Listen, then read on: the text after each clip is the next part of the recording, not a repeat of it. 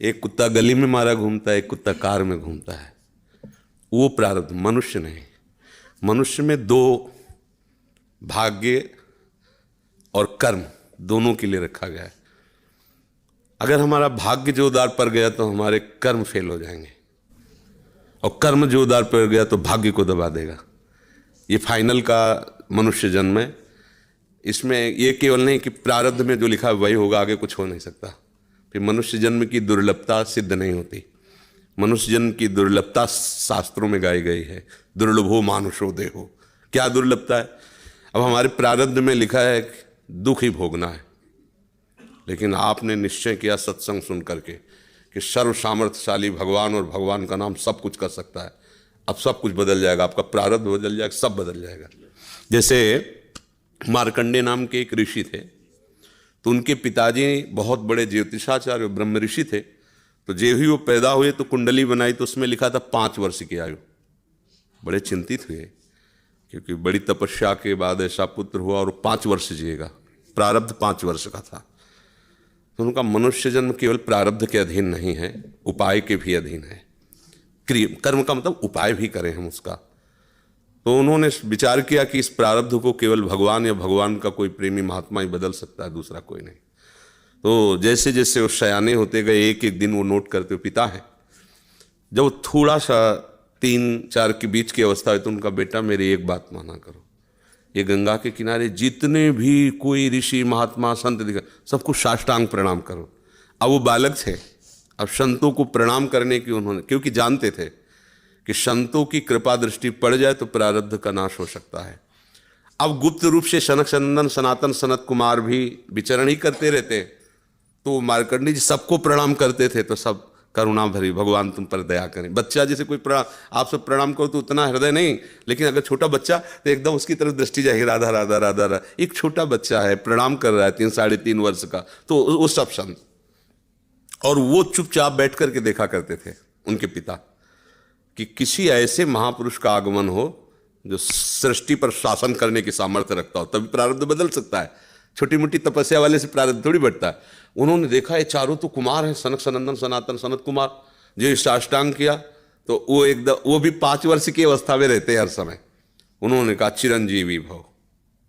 बस वो खड़े हो गए, बोले महाराज ये अभागा चिरंजीवी लायक नहीं है, इसके प्रारब्ध में 5 वर्ष की आयु लिखी और चौथा भी पूर्ण होने जा रहा है, कुछ समय का जीवन है।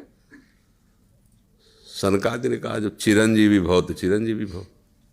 हमने उसका भाग्य देख के थोड़ी बोला, उसका आचरण देख के बोला। एक छोटा बालक संतों के चरणों में लेट रहा है, ये चिरंजीवी लायक ही है। बोले महाराज अब भाग्य देख के दे, 5 वर्ष की आयु, अब कैसे?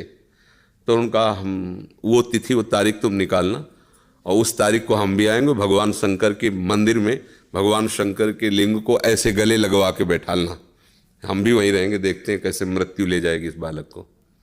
ऐसा ही हुआ।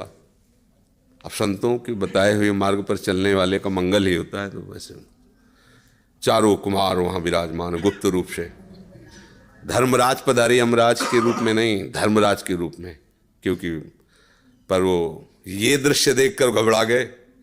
और मृत्यु के भी, काल के भी महाकाल भगवान शंकर हैं। उनका स्मरण किया कि भगवान आपके ही विधान का हम पालन करते हैं, जो आप आज्ञा करते हैं। 5 वर्ष की आयु है, वो आयु आज खत्म होने जा रही है, समय पूरा हो गया, पर मेरी ताकत नहीं कि आपसे छीन कर मैं ले जाऊं आपको गले लगाए हुए ऐसे। तो प्रभु आप प्रकट होइए और बताइए कि हम आपके कानून का आप कैसे पालन करें। अगर हम अभद्रता करते हैं तो आपकी मर्यादा जाती है, और अगर मैं अपने आपके कानून का पालन नहीं करते तो धर्म का नाश होता है। तो भगवान शंकर प्रकट हुए और उन्होंने कहा कि तुम्हें कोई परेशानी की बात नहीं, 5 वर्ष की आयु है ना, मेरी आयु के 5 वर्ष इसको जोड़ लीजिए। भगवान ने कहा मेरे हिसाब से।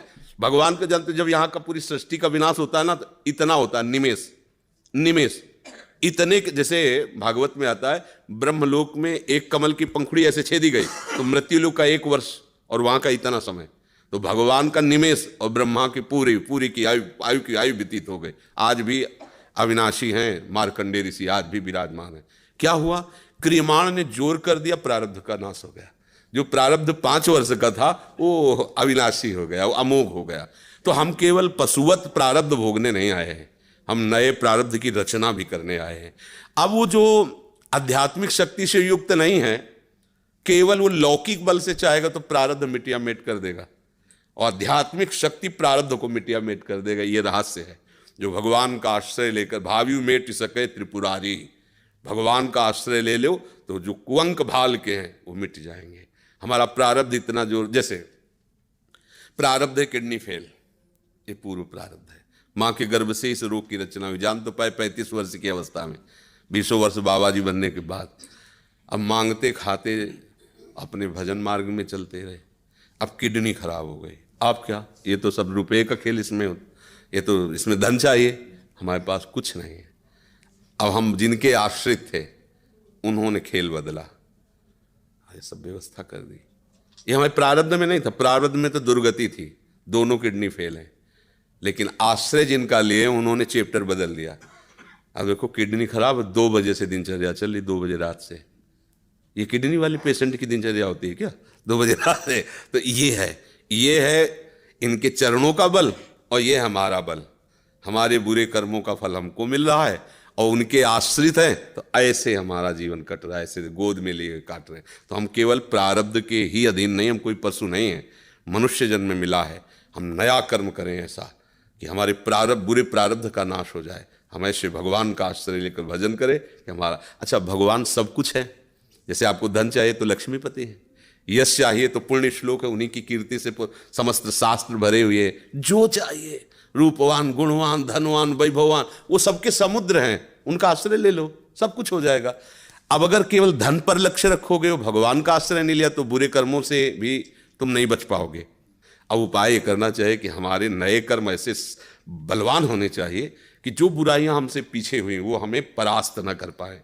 अगर हम यश चाहने की कोशिश करें तो भगवान का नाम कीर्तन करें, गुण और संयम से रहें, सबको सुख पहुंचाएं, अपने आप यश होगा। और अपने यश के लिए हम दंभ पाखंड करें तो बाद में ऐसी कालिक पोतेगी कि ना लोक के रह जाओगे ना परलोक के रह जाओगे। तो हमें यश चाहिए, धन चाहिए, सुख चाहिए, तो एकमात्र भगवान का सहारा लेकर हम भागवतिक आध्यात्मिक कर्म ऐसे करें जिससे सबका मंगल हो जाए, सबको सुख प्राप्त हो जाए। जैसे हमें अच्छा भोजन चाहिए तो दूसरे की थाली से छीने नहीं, अपनी थाली का दूसरे को पवा दे। अब तुम्हारे लिए जो व्यवस्था होगी बड़ी हाई क्लास की होगी, क्योंकि वो सरकारी होगी। वो देख रहा है ना, तुम दूसरों के लिए अपने सुख का त्याग कर रहे हो, तो तुम्हें कभी दुखी देख ही नहीं सकता।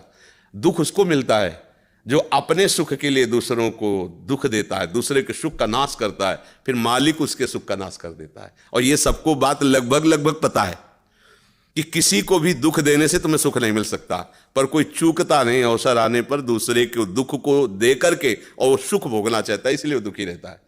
अगर चतुरता आ जाए, विवेक आ जाए, और विवेक पूर्वक को अपने कर्म को संभाल ले, तो बुरा प्रारब्ध भी टल जाएगा, मंगल ही मंगल, आनंद ही आनंद रहेगा। ये भगवान का आश्रय ले।